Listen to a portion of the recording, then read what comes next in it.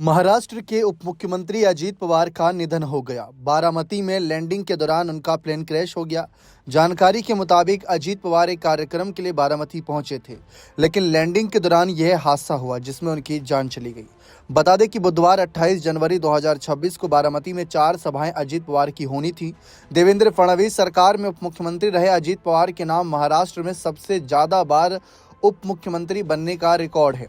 5 बार महाराष्ट्र के उप मुख्यमंत्री कुर्सी संभाल चुके पवार गिनती अमीर नेताओं में होती थी। आपको बता दें कि उनकी नेटवर्थ, प्रॉपर्टी, सोना चांदी, इन्वेस्टमेंट के बारे में सुनकर चौंक जाएंगे।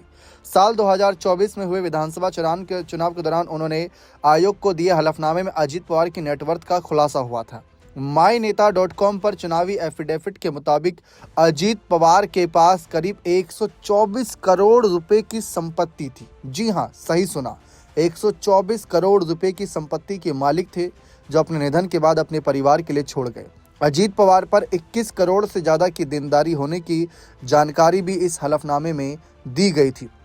चुनाव आयोग को जमा किए गए हलफनामे के मुताबिक अजीत पवार के परिवार के पास उस समय कुल 14.12 लाख रुपए कैश थे, जबकि उनके अलग अलग बैंक अकाउंट्स में 6 करोड़ 81 लाख रुपए से ज़्यादा जमा की रकम थी।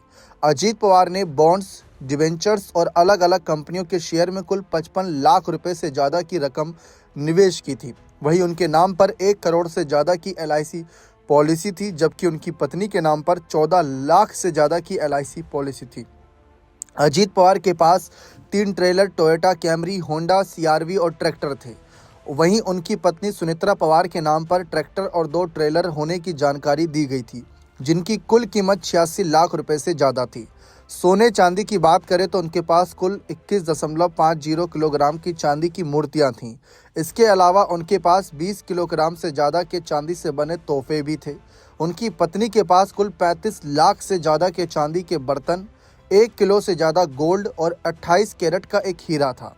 सोने, चांदी और डायमंड की इन चीज़ों की कुल वैल्यू उस समय 10 करोड़ थी, और आप तो आज जानते ही हैं कि सोने चांदी की कीमत आसमान छू रही है, तो ये कई गुना बढ़ भी चुकी है। अजीत पवार के पास कृषि योग्य और गैर कृषि योग्य भूमि भी थी, जिसकी कुल वैल्यू करीब 50 करोड़ रुपए से ज़्यादा होने की जानकारी चुनाव आयोग को दी गई थी।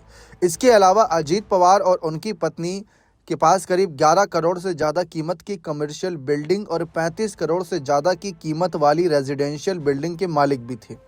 साल 2024 में दिए गए हलफनामे के अनुसार पिछले 5 साल में अजीत पवार की संपत्ति बढ़ी थी।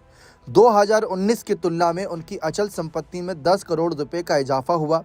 पुराने शपथ पत्र में बताया गया कि उनके पास 37 करोड़ 15,70,029 रुपए की अचल संपत्ति और 8 करोड़ 22,60,680 रुपए की चल संपत्ति बताई गई थी।